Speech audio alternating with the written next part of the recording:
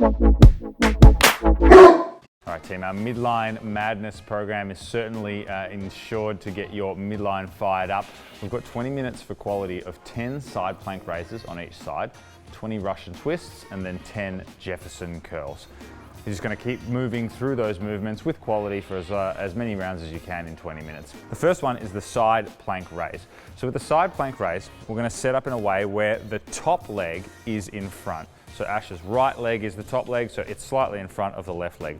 We've then got the hand turned back and just slightly in front of the shoulder. What I'm going to ask Ash to do is just hover the hip gently off the ground, and then he's going to lift the hip and press through the ground as high as he can.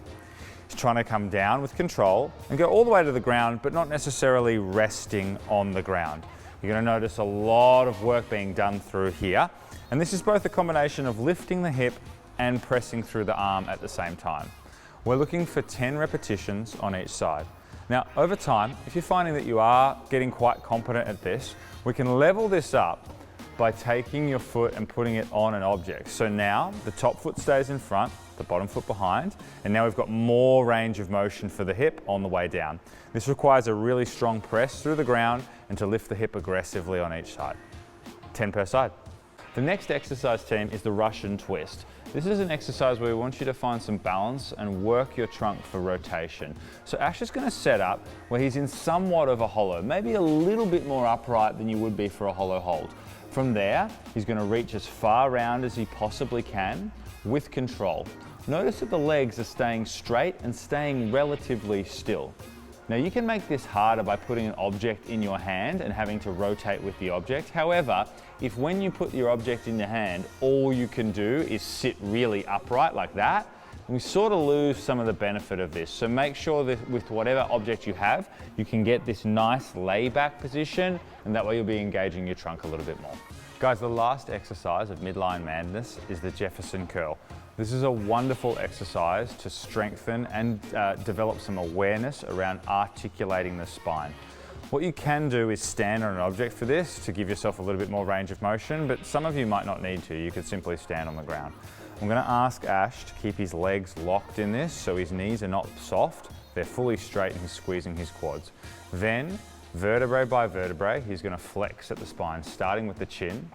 Once the chin is flexed, then he's going to flex through the T-spine, the thoracic spine, then through the lumbar spine, and keeping the legs straight, he's going to then try to flex as much as he can towards the pelvis.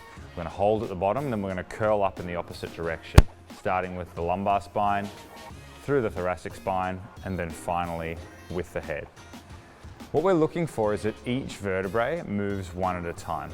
Now, how would you scale this? First of all, you are not required to hold an object.